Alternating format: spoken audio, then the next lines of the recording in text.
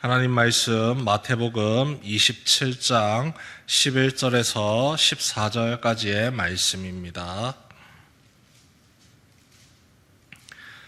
마태복음 27장 11절에서 14절까지의 말씀입니다. 한 절씩 교독합니다.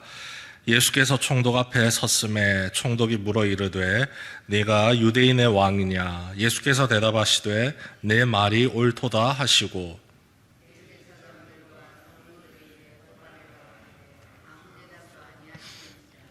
이에 빌라도가 이르되 그들이 너를 쳐서 얼마나 많은 것으로 증언하는지 듣지 못하였느냐 하되 한마디도 대답하지 아니하시니 총독이 크게 놀라워하더라. 아멘. 십자가에 달리시기 전 재판을 받으시는 예수님의 모습이 오늘 말씀 속에 나타납니다. 우리의 모든 죄를 감당하시기 위해서 십자가에 못 박히신 것은 물론이요, 또 우리가 직접 당해야 했던 모든 멸시와 수모, 이 비난들을 기꺼이 감당하십니다. 이것을 우리가 표현하면 왜 이렇게 하셨습니까? 우리를 향한 사랑 때문에 감당하셨음을 우리가 알 수 있게 되는 거죠.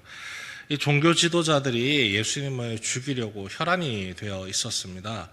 유대인의 율법에 따라서 이 죄를 지적하려면 신성모독이라는 죄가 됩니다. 하나님을 개인적으로 내 아버지라 불렀다는 것이죠. 그런데 그것만 가지고는 예수님을 결코 죽일 수가 없습니다. 지금 이스라엘은 이 로마 제국의 압제를 받고 있고 자신들의 법이 있다 할지라도 실질적인 법을 행사하는 주체는 로마 제국이기 때문입니다. 그래서 총독에게 이 예수님을 죽일 수 있는 죄를 뒤집어 씌워야 했습니다. 어떤 죄를 뒤집어 씌웠느냐? 지금 로마 제국이 이끌어가고 있는 이 정치 체제에 반동하는 사람으로서, 반역자로서 신고를 했다는 것이죠. 그런데 한 명이 신고를 한 게 아닙니다. 대제사장이 신고를 하고 또 밑에 있는 제사장이 신고를 하고 또 주변에 있는 사람들이 계속해서 고소를 하고 고발을 하고 신고를 합니다. 끊임없이 죄목을 뒤집어 씌워서 죽이려고 하는 것이죠. 우리의 입장에서 한번 생각해 볼까요? 억울한 일을 당했습니다. 내가 아무런 잘못도 하지 않았는데 어느 날 고발장이 날아와서 읽고 있으니 기가 막힐 노릇입니다. 내가 언제 이런 일을 했냐고 막 따지고 싶을 정도입니다. 실제로 만나서 이야기를 하면 얼마든지 따질 수 있을 것 같습니다. CCTV 보여달라 할 것 같고, 뭐 증인이 있느냐, 증거가 있느냐, 얼마든지 따질 것 같습니다. 그런데 예수님께서 오늘 보이신 태도는요, 이렇습니다. 대제사장들과 장로들에게 고발을 당하되 아무 대답도 아니하시는지라. 아무 말도 안 하시고 그래 욕해라, 내가 다 들어주겠다, 가만히 계십니다. 누가 이상하게 보느냐? 곁에서 재판을 진행하는 빌라도가 지금 이상하게 보고 있습니다. 빌라도가 의연한 마음으로 물어보죠. 저렇게 많은 사람들이 너를 고발하고 고소하고 비난하는데 당신은 왜 가만히 있어? 그 이야기에 대해서도 가만히 계십니다. 이들만 비난을 한 게 아니라 어제까지만 하더라도 예수님, 기적의 예수님, 은혜를 베푸시는 예수님, 우리를 사랑으로 인도하시는 예수님, 온갖 혜택이란 혜택은 다 받았던 일반 백성들도 예수님을 비난하기 시작하죠. 이 빌라도가 유월절의 규례를 따라서 이 한 명, 죄수를 한 사람 풀어줄 수 있는 그 권한을 이용하여서 아무 죄가 없는 예수님을 풀어주려고 일부러 머리를 짜내서, 지혜를 짜내서 일을 진행하려고 하는데 백성들이 여기에 동조를 하지 않습니다. 흉악범인 바라바를 풀어주시오. 예수는 반드시 십자가에 못 박아 죽이시오. 이유가 없습니다. 빌라도가 이 예수는 아무런 죄를 내가 발견하지 못했는데 그래도 죽여야 되느냐? 그래도 죽이십시오. 기가 막혀 노릇이죠. 골고다 언덕에서 예수님의 좌우편에 함께 십자가에 매달렸던 두 강도가 있습니다. 누가복음의 말씀을 보면 한편 강도는 예수님의 편을 들지만 이 마태, 마가복음을 보면요, 이 두 명의 강도가 똑같이 예수님을 비난합니다. 좋게 생각해서 누가복음의 말씀을 기억해서 한 명이 돌이켜서 회개를 하고 예수님의 편을 들었어도 나머지 반대쪽에 있는 한 사람은 자신의 죄가 극악함에도 불구하고 자기 죄는 생각하지 않고 같이 매달려 있는 예수님을 비방하기 시작합니다. 너도 나와 똑같은 처지에 이르러서 똑같은 형벌을 받고 죽는데 뭐가 그리 대단해서 그렇게 고고한 척을 하느냐. 너도 죽어 마땅하다. 이 말도 안 되는 일들이 오직 우리를 향한 사랑 때문에 예수님께서 감당하셔야 됐던 일들이죠. 세상에 살아가는 우리는 조금만 억울한 일이 발생하고 조금만 기가 막힌 일이 발생해도 펄펄 뛰고 난리가 나고 억울하다 외치지만 정작 가장 억울함을 외치셔야 됐던 예수님은 가만히 계셨습니다. 어떠한 항변도 하지 아니하시고 묵묵히 모든 비난과 고통을 감수하시죠. 우리는 잘 알고 있습니다. 그 예수님께서 그 놀라우신 사랑으로 우리의 죄를 대속하시기 위해서 끝까지 참으셨다고요. 그런데 그 예수님께서 십자가에서 우리의 죄만 대속하는 것이 아니라 우리가 받아야 했던 비난, 비방, 이 모든 것들까지 함께 짊어지고 가신다는 겁니다. 우리의 평안을 위해서요. 우리의 평강을 위해서요.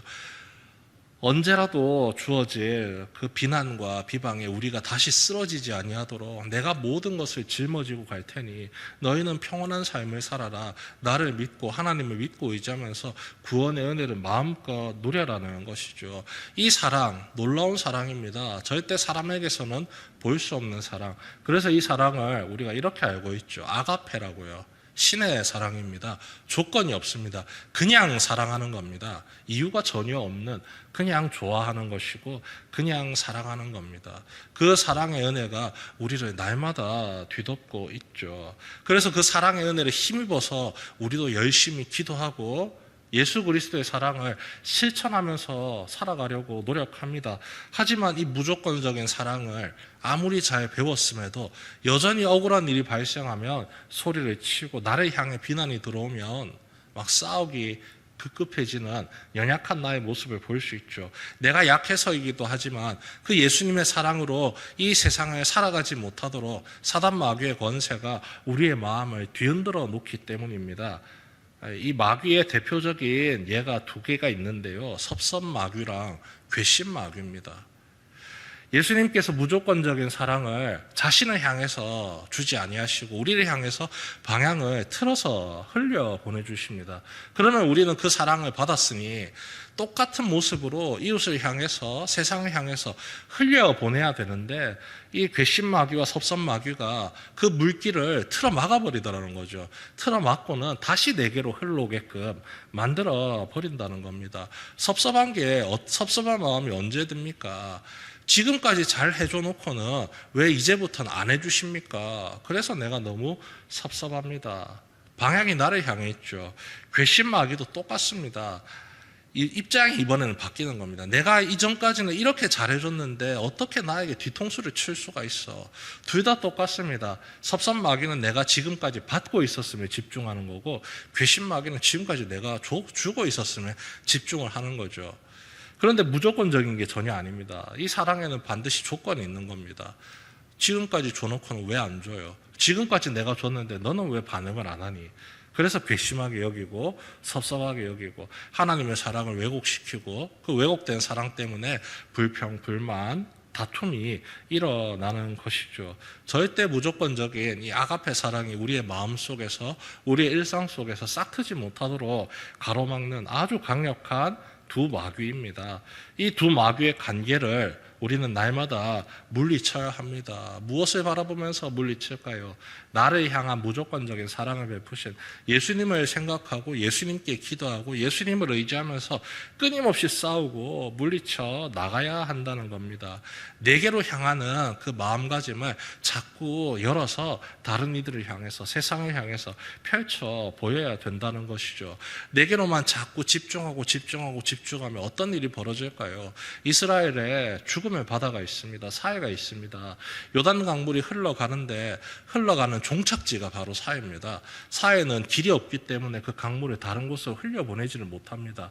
계속해서 강물이 쌓이는데 그 물이 쌓이는 것으로 끝나는 게 아니라 물은 또 뜨거운 열기 때문에 말라가는 거죠. 그러면 그 강물 속에 아주 미량으로 잠재해 있던 그 짭짤한 기운들이 계속해서 쌓여서 도무지 그 강물에는 생명이 살 수 없는 강이 호수가 되어버리는 겁니다. 사실은 바다가 아닙니다. 그냥 호수인데 마치 바다처럼 짠맛이 느껴지기 때문에 바다라고 부르는 것이고 어떠한 생명도 살 수가 없기 때문에 죽음의 바다, 사해라고 부르는 것이죠. 사랑이 자꾸 나에게만 집중되기를 소망하면 어떻게 될까요? 그 사랑이 상해버립니다. 상해버려서 욕망으로 바뀌고 욕심으로 바뀝니다. 하지만 그 사랑을 이 문을 열고 흘려보내면요, 계속해서 생명력 있는 사랑이 됩니다. 예수님께서 끊임없이 내게 공급해 주시고 있고 나 또한 그것을 계속해서 흘려보내고 있기 때문이죠. 그래서 나도 살고 이웃도 살고 함께 그 사랑의 은혜를 누리며 살 수 있게 되는 겁니다.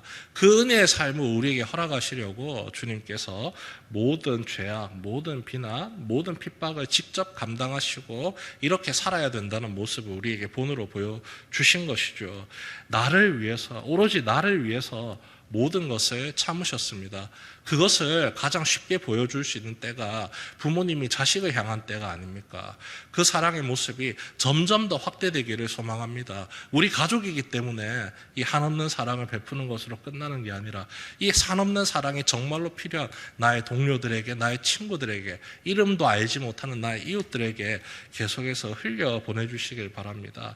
그러면 그 사랑이 흘러가서 끝나는 것이 아니라 결국에는 내게로 돌아옵니다. 주님께서 우리에게 베푸신 사랑, 우리도 똑같이 흘려보내는 걸로 끝나지 않고 예수님을 향해서 그 사랑에 대해 감사의 고백을 드리잖아요. 우리가 그 사랑을 흘려보낼 때 부메랑처럼 내게로 돌아옵니다. 더 큰 은혜와 사랑으로 돌아와서 그 기쁨을 누릴 수 있게 하십니다. 우리 주님께서 그 은혜의 길을 우리에게 날마다 열어주고 계십니다. 오늘 이 아침 시간 하루를 시작하면서 예수님께서 나를 위해서 감당하신 모든 짐들, 그 짐들 사실 내가 짊어졌어야 되는데 주님이 짊어져 주시니 내 삶이 너무나도 가볍고 힘을 얻습니다. 감사합니다. 저도 이 세상을 살아가면서 그 예수님의 모습을 본받아 무조건적인 사랑을 온전히 실천하며 살아갈 수 있도록 주님 도와주시옵소서. 기도하며 나아가는 성도 여러분 되시길 주님의 이름으로 축원합니다.